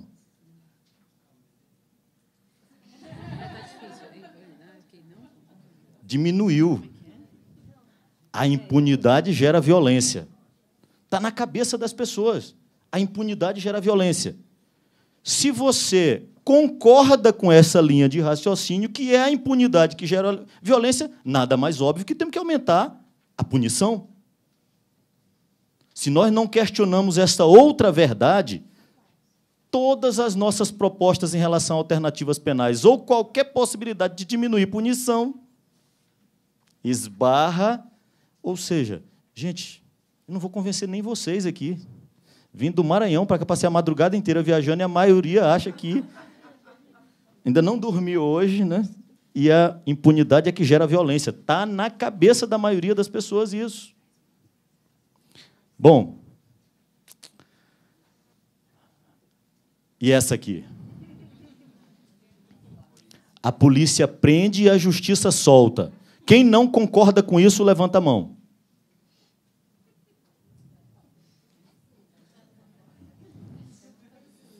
Se 60%, 70% concorda com isso. Impressionante. Nós temos 750 mil presos e o juiz está soltando alguém, gente. Está soltando muito menos do que prende. Está soltando um ou outro. A maioria, se a gente analisar de um modo global, a verdade é que a maioria das pessoas, inclusive vocês, em sua maioria, pensa que a polícia prende e a justiça solta. Os juízes ouvem isso o tempo inteiro. Vocês acham que eles vão soltar alguém ouvindo isso o tempo inteiro? Colocar alguém em liberdade enquanto as pessoas dizem que eles são os grandes responsáveis pela insegurança? Os juízes estão na cabeça e só o problema são os nossos colegas que são muito moles, porque a maioria de nós está sendo muito brando, está colocando as pessoas em liberdade, que os delegados estão fazendo seu papel, prendendo as pessoas, aquelas operações pente fino que pega todo mundo lá, principalmente nas bocas de fumo, pega todo mundo, usuário, não escapa ninguém. E a justiça é que está soltando, e a gente com 750 mil presos. Bom, o anseio por mais segurança e sua relação com o sistema de justiça criminal. Essa é que é a grande questão. As pessoas relacionam a atuação do sistema de justiça criminal com o anseio por mais segurança. A cobrança que nós, juízes, promotores de justiça, os operadores do direito, de um modo geral, sofrem é para responder a esse anseio. As pessoas, nós partimos daquela constatação. O Brasil é um país inseguro, a impunidade está gerando a violência e as pessoas esperam a resposta. A resposta, gente, não é outra. As pessoas não estão esperando, como resposta do sistema de justiça criminal, a aplicação de pena alternativa. Essa que é a questão. Ninguém espera isso do sistema de justiça criminal. E mesmo quando nós falamos, e o exemplo que foi dado aqui pelo Lucas, né? Me desculpa, Lucas, não, é exatamente isso. Inclusive, na Lei Maria da Penha, as pessoas pensavam, vamos alcançar mais para prender os caras. E qualquer outra coisa que você pense, quando você vai para os meios, até das pessoas mais progressistas, que estão tratando de um tema específico, que envolve um interesse específico em relação a qualquer um dos temas, o que as pessoas buscam é, para resolver esse problema, vamos aumentar a punição. Precisa aumentar a punição. Essa é a maneira de resolver a questão. E penas alternativas são para quê? Afinal de contas, nós estamos discutindo aqui, nós somos servidores públicos, nós somos operadores do direito e nós queremos aplicar pena alternativa para quê? Para quê? Para reflexão nossa. Nós queremos por que nós queremos aplicar pena alternativa? Precisamos entender primeiro para resolver o nosso problema e não precisar ir para o analista. Nós estamos querendo aplicar pena alternativa, mas queremos aplicar pena alternativa por quê? Nós também concordamos com a maioria das pessoas de que o sistema de justiça criminal está funcionando mal porque está punindo pouco. Então, nós vamos aplicar pena alternativa por quê? Se o que está faltando é prender mais pessoas. Se nós estamos prendendo poucas pessoas, os juízes estão liberando.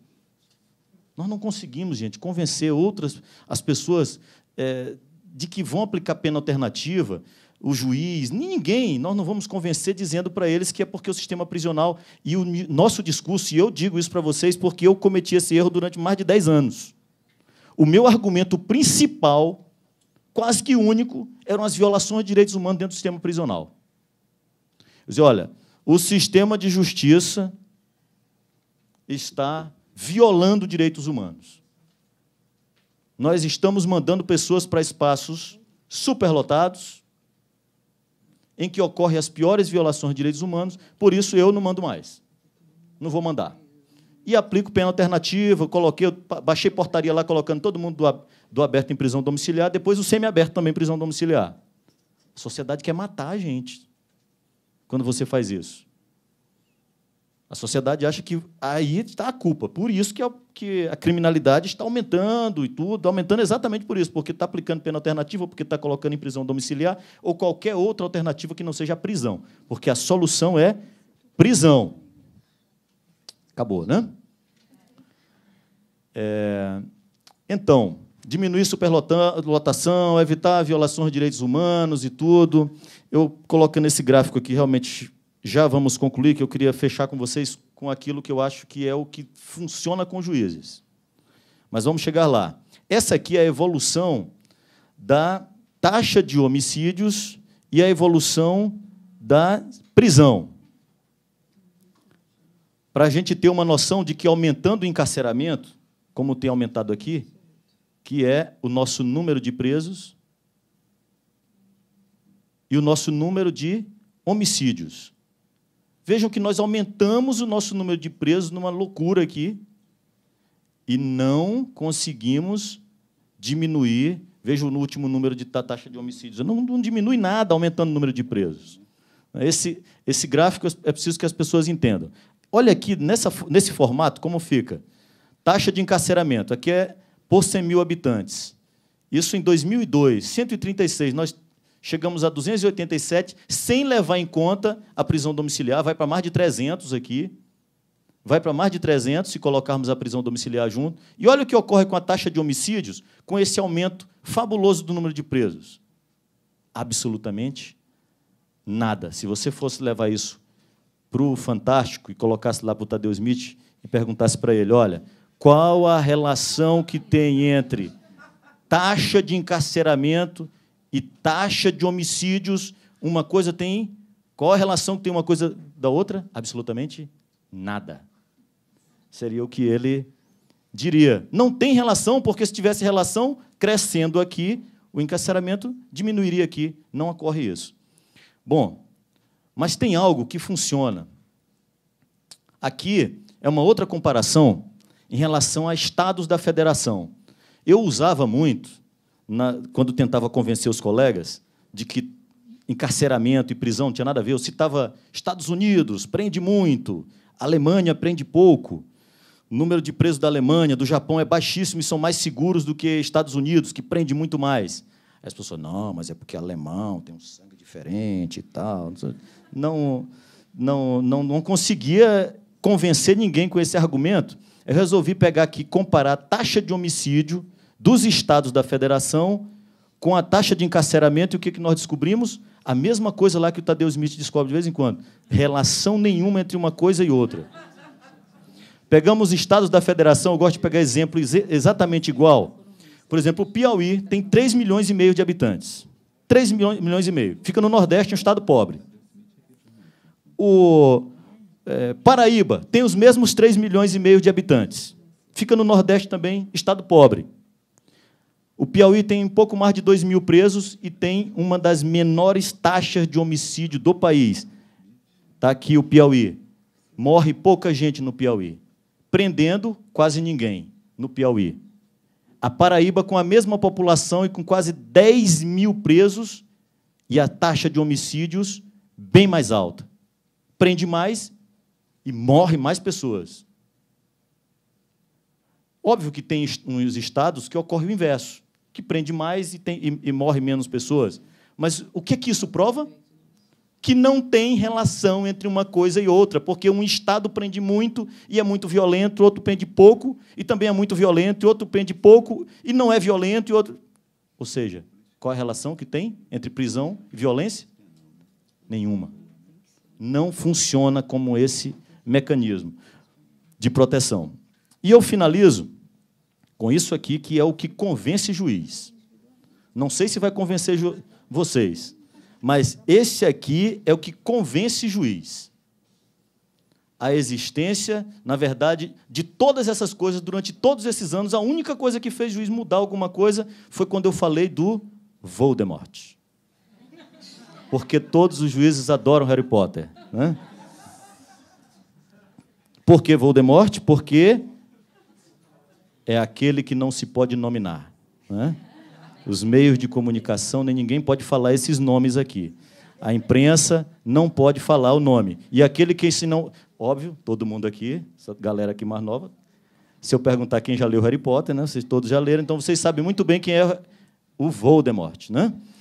Então, na verdade, você convence uma parcela, e talvez se nós alcançarmos a sociedade com essa discussão, tratando e podendo, inclusive, nominar o Voldemort, talvez a gente encontre alguma coisa. E eu queria mostrar só, realmente, para finalizar para vocês, todo mundo aqui conhece, então, a maioria aqui de membro de alguma associação, todas essas associações que eu fiz referência ali, que são maravilhosas, né? Vocês viram ali, PCC, Família do Norte, Comando Vermelho, Bondes 40, PCM, tal, Manos, Brasas, Balas na Cara, Al-Qaeda, Estados Unidos e tal. Tem esses nomes no país inteiro.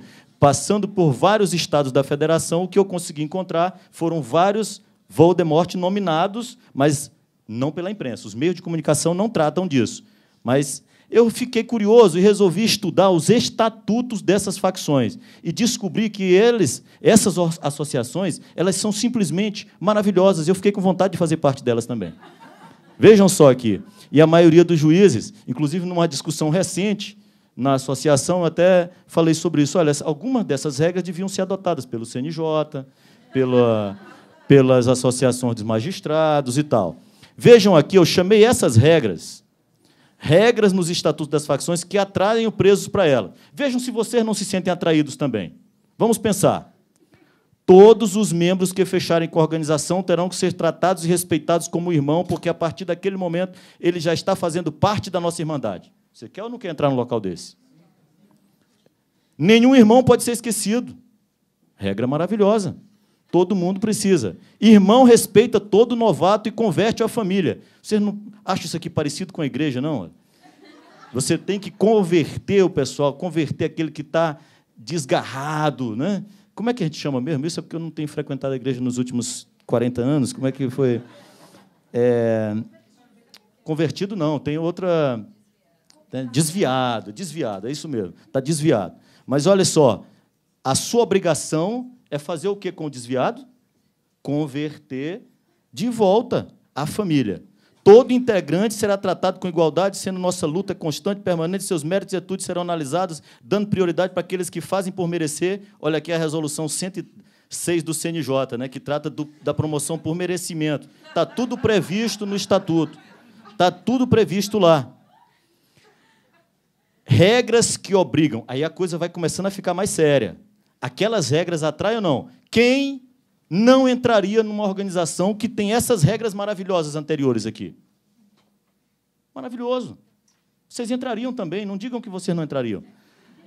Aqui, quero saber se vocês não ficariam. Porque, olha só, o irmão nunca deve se isolar do comando e deve sempre estar em comunicação com os demais irmãos. Aquele que sair do sistema e sumir vai passar pelo conselho. Isso aqui é algo muito sério. Vai ao conselho. Os juízes compreendem bem essa questão de ir para o conselho. O juiz entende essa linguagem. Vai para o conselho. Estou finalizando.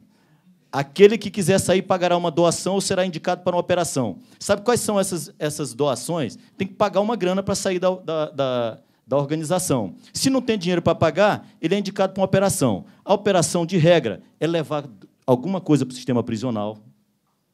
Só operação terrível. Quando não é isso, é matar um policial. É só operação que, se o cara for, ele está preso ou morto depois. Então, não dá para sair. Os integrantes que estiverem na rua e tal têm que contribuir e tal, são essas as regras, eu tenho que correr aqui. Aí vem algumas regras, e essa aqui finaliza realmente, que são as punições, porque todo sistema precisa ter punição. Quem não cumpre, punido. Essa é a questão. A traição está sujeita à morte e exclusão do comando. Aquele que muda de lado será punido com a vida. O irmão que passar o caixa sem danado irá para o conselho. Por que que Voldemort tem sempre muito dinheiro? Por conta disso aqui, olha. Aquele que passar o caixa, ou seja, ele ganhar dinheiro com alguma coisa, ele tem que contribuir, ele tem que mandar dinheiro. Essas são as punições principais. E o que nós... algumas regras também aqui. Eu vou pular finalmente, gente, só para fazer a última reflexão. E para não abusar aqui da mesa, que eu acho que já abusei, eu não vou apresentar os últimos slides, não. Eu só queria finalizar, acho que com essas regras. Eu penso que o caminho para a gente conseguir avançar na aplicação de penas alternativas, que não seja para alcançar mais pessoas do que alcançávamos antes, porque foi o que fizemos até agora, com todas as alternativas que criamos, incluindo a Lei 9.099, todas o que nós fizemos foi alcançar mais pessoas. E a única alternativa que eu imagino que pode convencer alguém a mudar é se nós demonstrarmos, comprovarmos a absoluta ineficácia da pena para resolver esse anseio legítimo, que é o de mais segurança pública, e mais, demonstrarmos que hoje mandar para a prisão é mandar para Voldemort. Mandar para Voldemort. E mandar para o aumento da criminalidade. Hoje, o sistema prisional é, e eu sustento isso, a maior fonte da criminalidade, é o que mais promove a criminalidade. É o único caminho para convencer as pessoas, a sociedade. Se nós tratarmos dessa forma, talvez a gente consiga, aos poucos, que as pessoas comecem a desmistificar um pouco mais essa questão da prisão como um mecanismo para resolver a questão da segurança pública. Eu não podia deixar de falar uma outra questão, para finalizar, realmente, é que tem um item, um crime especificamente, que é o principal responsável pelo encarceramento no Brasil, que eu acho que não tem outro caminho, não dá para nem falar de pena alternativa. Que é a questão, hoje nós temos quase 200 mil pessoas presas no Brasil só pelo tráfico de drogas. Tinha que, na minha avaliação, acabar com o tráfico de drogas, não na perspectiva que as pessoas têm hoje, achando que prendendo as pessoas resolve, mas regulamentando essa hipocrisia que nós temos ainda no Brasil em relação a determinadas drogas. Nós escolhemos algumas especificamente, porque qual é a diferença? Por que uma pessoa que usa maconha causa menos dano do que o que usa uísque, por exemplo? Qual é a diferença em relação a isso? Mas nós optamos pela hipocrisia e não vejo outra alternativa para mudar essa realidade também de uma vez só, de um impacto só, de uma tacada maior, porque alcançaria logo aí 1/3 da nossa população carcerária, que seria regulamentar o uso das drogas, acabar com a criminalização e não partir. Se nós fizermos isso só em relação à maconha, que é para onde estamos nos encaminhando, vai acabar acontecendo a mesma coisa que aconteceu com as cautelares alternativas à prisão. Nós vamos dizer que todo mundo, então, está usando crack daqui para frente e vamos continuar sem resolver o problema. Tinha que tratar isso de uma forma global, de uma forma ampla, porque qualquer mecanismo que isola em uma ação específica, o sistema de justiça criminal ele consegue se reestruturar para incluir as outras pessoas e manter a sua escala ascendente de encarceramento, que tem sido invariável. Se nós não alcançarmos isso, nós não tivermos coragem de enfrentar esses temas, nós pouco vamos alterar em relação à aplicação de penas alternativas no Brasil. Obrigado. Desculpem aí a demora.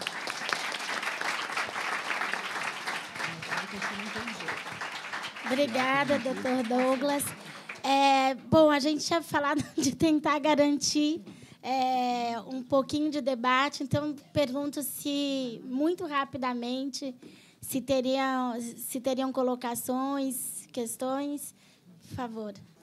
É rápido. Eu sou diretora de uma ONG que chama-se Patronato Damaso de Jesus. Ela está sediada aqui em São Paulo. A gente fiscaliza e executa as penas alternativas. Muita gente não conhece, porque quase a gente tem um marketing muito pequeno. Nós somos uma OCIP. Seria também uma forma de alternativa. E a gente está fazendo um trabalho muito parecido com o que o Lucas faz em Minas Gerais. Seria só para colocar. A gente está à disposição e, depois, quiser pegar algum contato. A gente está com um projeto chamado Mulheres, que a gente percebeu que as mulheres, cumprindo a PSC, elas não estariam se colocando na sociedade. Então, a gente está fazendo oficinas de geração de renda. São 40 mulheres, num processo aqui da Vara das Execuções de São Paulo, fazendo as oficinas de geração de renda. Também, num projeto piloto, está aqui o Márcio também, numa iniciação científica lá da faculdade, está sendo a primeira vez que está se fiscalizando em São Paulo as limitações de final de semana. São 80 processos. Isso ainda não está muito divulgado, né? O Dr. Paulo Sorce, que nos abriu as portas, dá essa oportunidade. Obrigada.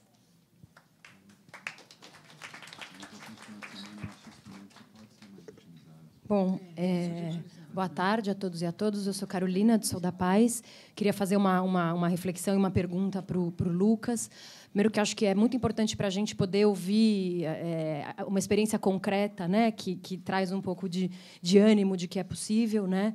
E acho que você traz aí o desafio da implementação da política pública, que a Lê já falou bastante, né, em escala de política pública num tema como esse, e saber um pouco se vocês têm trabalhado a sistematização disso, porque acho que quando você coloca a dificuldade de mapear e aferir fator de risco, fator de proteção, método de construção de sentido, isso é muito forte, mas acho que você tocou no ponto fundamental, né? A PSC só vai funcionar se fizer sentido, e a gente precisa conseguir sistematizar esses métodos para a gente ter mais força para oferecer ao poder público, inclusive, caminhos de como implementar, né? Saber como é que está sendo isso, porque acho que esse também é um desafio da política pública, conseguir sistematizar os aprendizados e os conhecimentos. A gente até lançou recentemente um manual muito inspirado no manual de penas alternativas que o Ministério da Justiça lançou em 2002, né, Luísa? A gente pegou algumas coisas e colocou um pouco para a realidade de Minas Gerais, que tem uma estrutura específica. A gente hoje também trabalha com o MOCIP. Quem executa, quem contrata o técnico hoje é o MOCIP.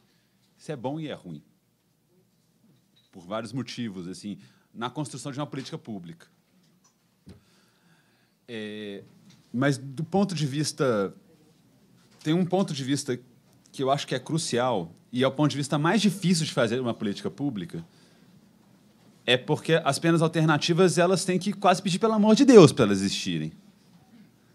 Você trabalha com estruturas que estão tensionadas ao limite. Por mais que você tenha manual, você tenha método, você tenha pesquisa, tem uma coisa que é muito difícil de alcançar. Na verdade, são duas. Profissionais, até pelo que a Alessandra trouxe na fala dela um pouco, que compram a ideia das alternativas penais, e não é fácil. Os profissionais eles têm que todo dia falar assim, eu vou fazer alternativa penal, porque é muito sedutor executar a pena em medida alternativa. Você vai pegar a pasta, você vai mandar um ofício para o judiciário, você vai tentar arrumar qualquer lugar na rede que aceite aquele determinado cara. Você tem uma chave aí que está nos profissionais, que é enorme, e você tem uma chave enorme na sinergia dos atores envolvidos. E eu vou dizer do nosso estado, a gente não consegue passar em cada instituição parceira do programa por ano. Eu devo ter 2.700 instituições, a gente consegue fazer algo em torno de 1.500 e 1.600 visitas por mês. A gente consegue resultados? Consegue, mas é porque você tem muita instituição que tem protagonismo. Porque se a gente não tivesse esse protagonismo, nós ainda não conseguimos promover isso na perspectiva de uma política pública. Eu acho que a participação do terceiro setor ela é fundamental e hoje o que a gente ainda não consegue fazer, ou consegue fazer muito pouco, que é pegar esse caldo e esse conhecimento que se faz entre terceiro setor e política pública e alterar decisões judiciais. Isso a gente não consegue fazer ainda ou faz muito pouco. E eu acho que as alternativas penais vão ter sucesso quando fizerem isso. Mas precisa de investimento. Se a gente tirar uma parte do investimento em aprisionamento, eu acho que a gente chega lá. Só que essa é a condição.